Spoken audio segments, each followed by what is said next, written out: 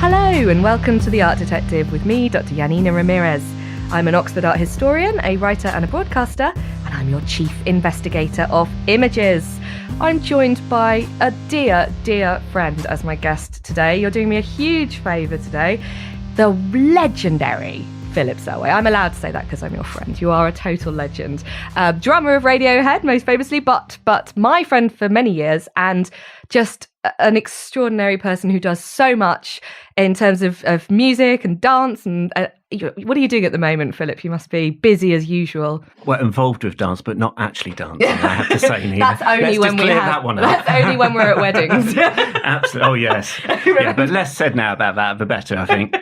But yeah, at the moment, well, first off, I'm just gearing it back up for Radiohead touring later this year. But I've just been over in Minneapolis and Chicago, part of a retrospective exhibition for Merce Cunningham, the choreographer. And it's a Walker Arts Centre in Minneapolis and the MCA in Chicago. And they've just, it's brilliantly curated. They've drawn together all the artwork, all the sets, all the costumes, and lots of video of performances over the years. But I was there as part of a concert series that they did to just look at the music which accompanied all the Cunningham work. And so doing pieces by John Cage and David Tudor. And I got to play with the musicians and composers who, were very instrumental in that whole scene when it first started. So people like David Behrman and Christian Wolff, George Lewis, Joan LaBarbera, many, many more. Oh, you have been hanging out with the legends since I last saw you then. I have been. I've been the one at the back of the room going, hello. I can't believe, it's amazing, isn't it, that this is a retrospective of so many of the things we're going to be thinking about today. Yeah. The real cutting edge of what art, music, performance has been doing over the last 30, 40 years. You have picked a fabulous artist and a fabulous set of paintings to look at today. Gerhard Richter's Cage. Credit's all his. Well, no, you came up with the idea. Gerhard Richter's Cage paintings. Now, why did you choose him and these paintings in particular? Well, I have an attachment to these paintings because a couple of years ago, I was commissioned to write a piece for the Rambert Dance Company. Now, they had just moved into their new headquarters on the South Bank. And they wanted to have a special event to mark that. So they, with a dancer from London, she's a dance teacher now, but she used to be the rehearsal director and a dancer with the Merce Cunningham Dance Company. Her name's Jeannie Steele. So between Jeannie and Rambert, they managed to get permission from the Cunningham Trust to recontextualize some of his dance. So that would be looking at the scenery and the images around that and the music. So along with friends and fellow musicians, Quinta and Ardem, we wrote the music for this event, in this Cunningham event in London. And the images that we used, the artwork which drew upon, were from Gerhard Richter. It's for his Cage paintings, which are hanging at the Tate. And so they were using details from that for these marvellous wall hangings. The dancers' costumes were based on the images as well. Unfortunately, we couldn't, as musicians, have the unitards. We pushed for them, but I'm really disappointed about that one. But these paintings have just become imprinted on my head now. They're just very much bound up in the whole event, everything that it represented to Rambert, everything that it keys into with Merce Cunningham as well, and everything around that. Yeah, I think it's so interesting. I was reading up on Richter today, but it's this idea that he is our finest living artist as well. This idea that actually, in terms of paint, he almost saved paint through a period where so many other mediums were coming in. It's the quality of the paintwork, the real true artistry in these things that makes them so prized today. And boy, are they prized. I was reading some figures. His work is the the biggest numbers in terms of selling art of any living artist. He's sold for millions. So we reenacted the event last November at the Phillips Auctioneers Rooms down on Berkeley Square. Oh. And it was in a lovely room which has got windows either side, so everybody was able to see from outside what was going on. It was incredibly posh. I had my best RP for the whole event, and there was just as you were going into the event, there was a little piece up next to the door. I tried not to lean against it, and then I looked close, and it was a Gerhard Richter piece. And did you looked at the price tag and went, "Oh my God!" Whoa! So go on. What's the little one going for? That was going for about 175 Jeepers. pounds, of course. Yeah, of course. It is mind-boggling. Yeah. And I mean, that's something for Art Detective listeners. We talked about value in art, and his stuff is off the scale in terms of what it's selling for now. Yeah. But I think it's interesting, isn't it? Because he's so diverse.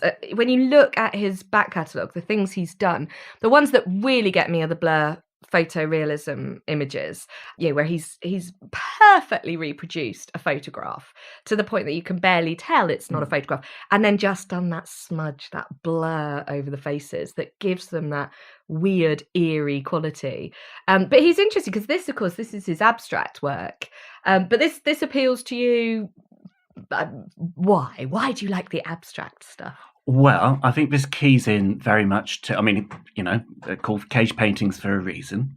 And he was, I think he did these pieces, I think it was kind of around 2005, 2006. Yeah, I think they were first shown at in 2007. And so whilst he was painting these, he was listening to John Cage's music, so he's that kind of, that minimalist, experimental composer.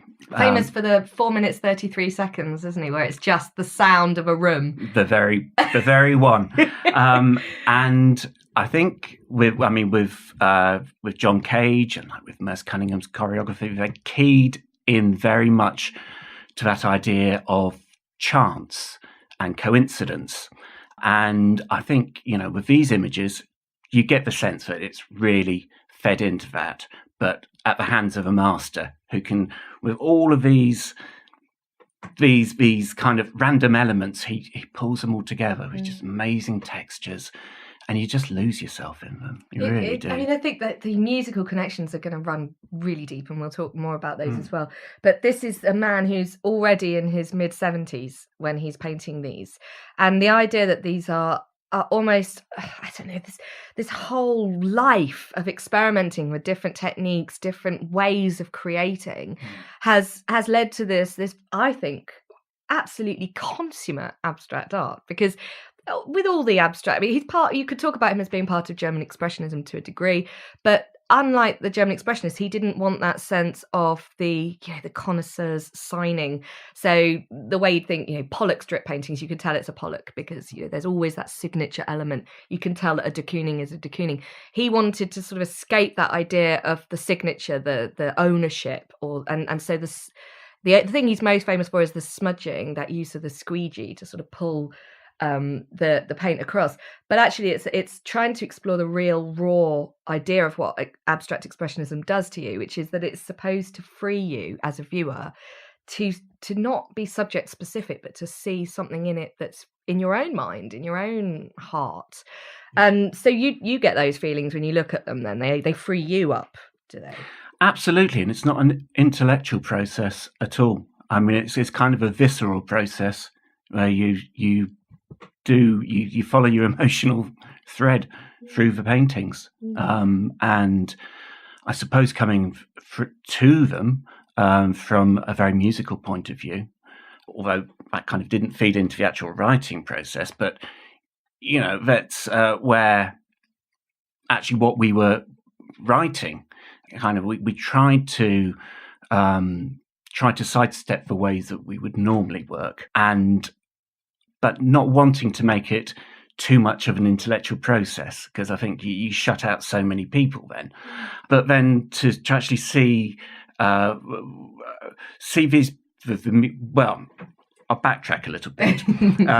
With the event that we did for Rambert, we wrote the music independently. We didn't see any of the dancing. We didn't see any of the images before we all brought it together for a dress rehearsal. I think I saw you going on the train the day you were going to do that, and you were really nervous about it all coming together. Yeah. But that's a huge thing then, to all have been in isolation, kind of coming to a concept and then not seeing it till it all comes together. Oh my gosh. But then seeing when it comes together, but actually just seeing how...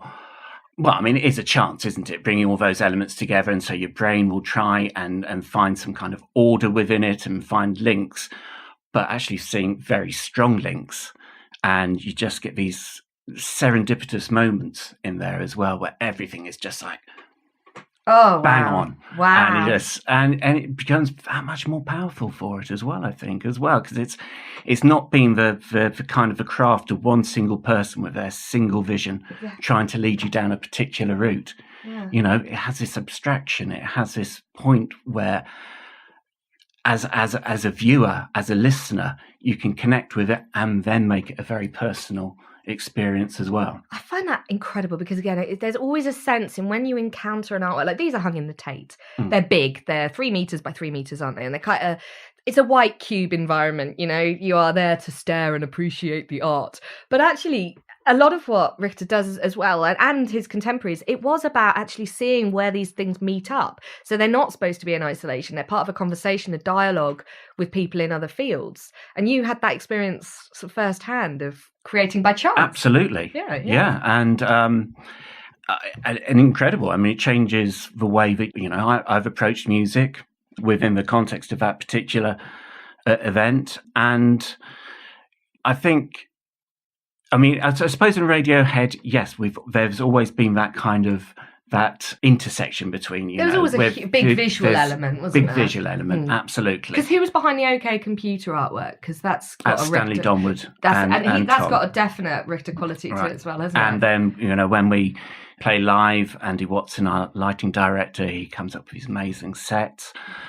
So yes, I suppose, I come from that background to a certain extent, but to go into this context and just see it working, something that grew out of kind of like 1950s, 1960s New York, where you had like Robert Rauschenberg and Andy Warhol and I don't know, Frank Stella, and all of those artists feeding into it, and all these amazing musicians, and to actually, it's kind of like going to the touchstone, isn't it? And trying to respond to that, and that's kind of been the experience for me. But I think that's one of the things that that I really absolutely hugely admire about you and the band as well. But this idea that actually you are part of a zeitgeist, a spirit that conjures up for me, perfectly the 90s going through. We're talking about 20 years it'll be your headline on Glastonbury. My word. Well, you can say all of that. I can't say that. But no, to be part of a movement is bigger than just making music. It's touching into the things that are happening around you. I think Richter's amazing because he trained in advertising and printmaking and all these, again, a bit like Warhol, these sort of disposable capitalist art ways that art manifests. And a lot of what he does is in response to that much more mass media stuff. So the photorealism things, that's all because he's using a lot of photography in his advertising and that sort of work. And then alongside all of that, he does landscapes. Have you seen his they look like Caspar David Friedrich Mountain. Beautiful, natural, really gorgeous. But when he's doing these, I think he's trying another attempt at getting to the real sort of inner workings of the mind and the spirit. There was a really interesting exhibition in Venice where the 6 cage paintings were put up against 4 of his much brighter, redder, more sort of passionate coloured paintings. Well, like on a Mexican standoff. It's the weirdest contrast because these I think are quite calming, although the backdrop of this is the conflict in the Middle East, isn't it? Did you look into? Because no, well, no. See, this is where I get an education. Come on, then. Well, I am the art detective. No, yeah, it's supposed to be about conflict in Beirut, but there's a sense in which there's violence and cityscapes going on in these, and then the green that's coming through, I think, is again supposed to challenge you to think about the landscape, the contrast between the city and the natural world. But I find them, they've been described as violent. So if you look at that one up there with the red splash, I think that's 2. That one, what do you feel? I mean, what's your reaction to looking at that one? Because that's supposed to be quite a violent image, but I don't know. I still find well, from the starting point of red, I mean, that always brings out a certain reaction, doesn't it? Yeah. And you see, I find it very difficult because I have to see them in a different context now, because I've seen them in the context of the dance and the music. Yeah. And it's really interesting hearing more of the kind of the genesis of all the pieces, you know, where they come from, because then, you know, you suddenly reassess and go, oh yeah. No. That's why they're revolutionary. But that's why they sell for however many millions. I think he's been described as being kind of the consummate layerer, that you layer up the paint, and there's some amazing things he does. So he adds red carnation to the paint to stop it drying up really quickly. So he puts layer upon layer. I mean, there must be a good few £100 worth of oil paints invested in each canvas, but then peels them back and squeegees across them so that the layers underneath start to emerge. And it's all this process of scraping, scratching, troweling. There's a visceral kind of relationship with the paint. And then he stops when he thinks it's ready. So this is kind of going back to Cage and this idea of chance and accident. And I mean, that's why I find the musical connections really interesting. Because would you say then that there is a sense of chance when you're creating the sorts of music that you're making as well? Do you kind of subscribe to it? The best, for me, the best ideas come when you're just playing. Not just playing, but, you know, approaching music with a very playful kind of uncritical approach, really, mindset. And so much of that is down to chance. Yeah, I mean, there'll be patterns that you follow, everything. And then as you start generating ideas and you look at those, you step away from it, come back and look at those ideas, and you look at how you can kind of turn them on their head. So, yes, initially, I think everything comes from that random response that you have. And again, doing the music for the event, you know, we tried to doff our caps to those chance elements. You know, there's one piece where we wrote where one of us would write a chord, and then you'd fold over the paper, and you were able to say you carried on doing this series of chords, and then try and fashion something out of that at the end. That's so cool. What's it called? Consequences when you do that? Absolutely. It's like musical consequences. Yeah. So those things, and actually, you know, you find that it just takes you off somewhere that you would never have gone before. I love that. And it can be quite pleasing. Some of it can be quite awful, but some of it can be really, really. I don't know if it's just tapping into something, you know, much more subconscious in you, or also the collective conscious as well. The idea that you're working with people, and I mean that's something I've always heard in Radiohead music. Like when you get in the studio, I suppose you're bouncing things off each other together collectively. Yeah, that's the theory. That's the thing, bouncing literal things off each other. No, but there's definitely a sense in which, you know, you can I think this is why I like Richter, because he collaborates, he talks, he communicates with people, and his work is part of a conversation with other people. So the fact that these are called Cage paintings, that's in direct reference to Cage, even though he hadn't met him. Again, he's sort of starting a dialogue and saying, you know, what are you going to come back with, almost. And I think that Cage is really influential in so many ways, one of the finest artists and workers. But has he influenced your music? Because obviously you do a lot. Your rhythm, I suppose your mind plays on rhythms primarily, does it? Or how does the mind of a drummer work?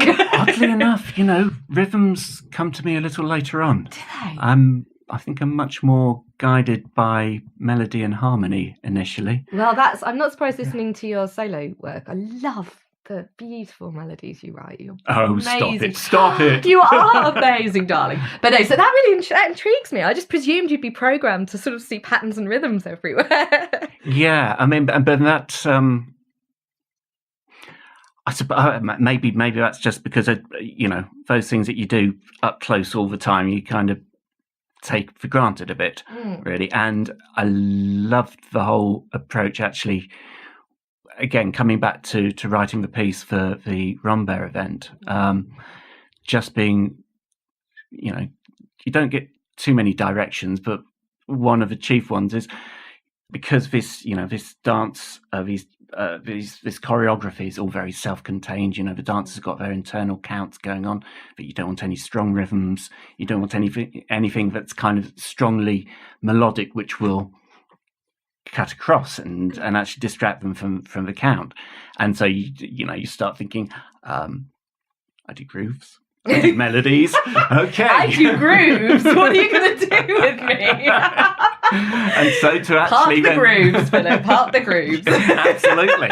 And so to actually kind of turn that on its head, that was a very interesting process. But then to see the patterns that emerge from that as well, and the patterns come from how everything talks to each other, how the images and the choreography and the music talk to each other, and it kind of doesn't exist without the audience at all. Oh gosh, I mean the layers here where we're going with the art, because again it's the interpretation of the viewer that's so the audience bring it to life and make that collaboration work. And I think, I mean, there's this, it's the performance element of making Richter's paintings as well that really fascinated me, the fact that there is this movement. It's all about linear, horizontals, verticals, moving across the canvas, shifting it about, and having that accidental moment where you just stand back and went, yeah, that's done. It's not perfect, it's not finished, it's not conclusive, but that's it done now in its format. That's how it's going to stay. And I think that's that. That sort of strikes me that you were having a similar sort of experience. Yes, it's interesting though, isn't it? Because I mean, that's kind of what you do as a child, isn't it? Absolutely, yeah. And it's kind of, so you just think, is that mastery? It's just, it's retaining that in yourself, but learning the techniques and just learning the ability to know when it's done. And that's a lifetime's work getting to that point. But perfectionism getting in the way of that as well. I think that, I mean, he talks about himself being a surrealist, and I can see that, because if he wants to be a perfectionist, he can do it. He's so highly trained. I mean, all the time that he spent in Germany training up, it's all about this absolutely minute skill. So when he used to do his photorealism, he'd actually take photos and then project them on the canvas and then absolutely perfectly execute them so it looked like a photograph. And that's how good he could be when he wanted to be. I think a lot of people look at abstract artists and go, they just do it like that because they can't paint properly. But they all could. They all can. Yeah. And then they mess around with it, and then they actually remove the subject matter and then they put the viewer into the process, which I think is much braver. But this, again, musically, you just see this as well with the composers who were working around, the composers that I was working with just the other week. They are these immense musicians, and then you will hear them apply that to something that actually sounds very random. And initially, I think there's a part of you that thinks this could be unlistenable to some ears, but then you actually realise that the craft behind it, and you recognise the patterns in there, and you recognise the kind of the emotional shifts that happen as well, and you just think, that's you've learnt it all, and then you've chosen to completely ignore that, and because of that richness of your technique, your development, it just makes these abstract pieces just so powerful. I love this conversation because it is absolutely at a parallel, isn't it? I mean, I just find it so similar, and I think that Cage is this wonderful kind of meeting point, actually, because he was a visual artist too. But I mean, the things that he was trying to do with sound are, I mean, I find them quite difficult to know how to take as someone who's not a musicologist. I mean, he was incredibly academic in his understanding of music. But the idea of just getting a group of people in a room and putting the recorder on and playing nothing for 4 minutes 33 seconds, I think that's so brave, because it's like tearing composers off the pedestal and creating something new in that space. Has he influenced you, would you say, Cage? I've become much more aware of his approach, his work over the past. I suppose the first thing that I was involved with Cunningham Company was we did a piece called Split Sides back in 2006 with Sigur Rós as well. Oh, cool. That was for Merce Cunningham's 80th birthday. And you hang out with all the stars. Oh yeah, sure. Yeah, go on. And that was that. As I say, that was my first real engagement with that whole approach, and what they took from I Ching and all of that, kind of the philosophical premises behind everything.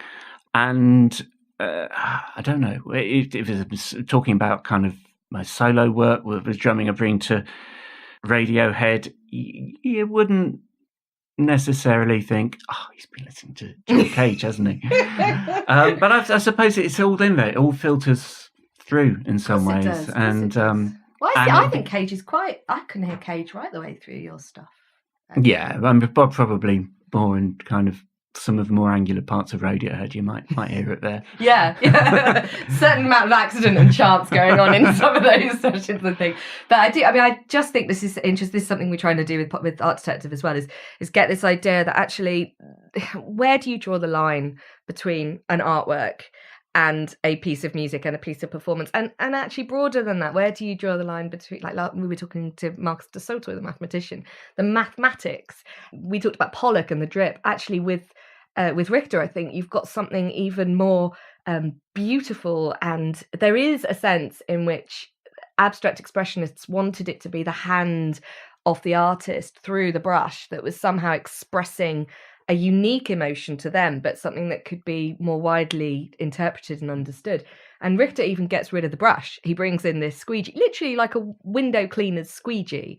And it's that process that is sort of trying to get the artist out of the equation completely and make it experiential, make it something that prizes us as viewers in relation to it. And I think that the fact he chose to pair up with Cage, they're very different people. The idea that these are in some way referencing Cage, that it's not about Cage, it's not about Beirut, and it's not about the Middle East, it's not about war, but all of those things are sort of part of the context. Yeah. And then we do the work on top of that. Absolutely. And do you think there's a side of it as well, which makes it levels the playing field to a certain extent? You go along and see musicians, dropping a pile of knives on the floor, and you think, I could do that. Absolutely. Or, working with a squeegee on a canvas. Yeah. And of course, with the squeegee and with the knives on the floor, there's a lot of musical decisions which have and experience which have led to that. But there's something, that kind of primal nature of it. I think that's, everybody can tap into that really powerful expression within themselves. And I think that's where, where you see, I mean, it's always hugely impressive going to see like a concert pianist or like one of the best orchestras around, where you just think, I'd never achieve that. They've just had all of that, all those years. You can see the 10,000 hours. That's just plus. 10,000 hours, exactly. Yeah. But you feel quite excluded from that as well. You don't feel that you can achieve that. And not saying that necessarily I could achieve these pieces, but there is something that frees you up looking at how they worked and what they rejected in their training to get to that point. And I think that just really opens up the whole artistic process, the whole musical process. Absolutely, yeah. I think you couldn't have put it better. It's totally that experience that, again, a lot of people want to see the masterworks. They want to see the most minute brushstroke that they simply in a million years couldn't do. And what I think is so special about Richter is that he could and he chose not to. And there's a democratizing in that. There's a sense of bringing people into the discussion, which I find really exciting. And I think he will be remembered. I think that he will be one of our generation's big names, big artists that going forward, he will be the canonical one. And that's why people spend the millions that they do. So don't go knocking them over next time you're at the auction house. Philip, we have had such an amazing discussion. I love talking to you anyway, but having a chance to sit and talk for half an hour about art and music is just the best pleasure ever. It's been a complete pleasure for me too, so thank you, Nina. Oh, well, I hope you've enjoyed it too, Art Detective listeners. If you've enjoyed it, you can subscribe to the podcast, which is historyhit.com/artdetective. I'm on Twitter as Dr. Janina Ramirez. And Philip, you are too, aren't you? Yes, as I don't have a doctor in front of my name, but it's just plain old Philip Selway. Find him on Twitter. Oh, you are an absolute star. Thank you so much. Thank you, Nina.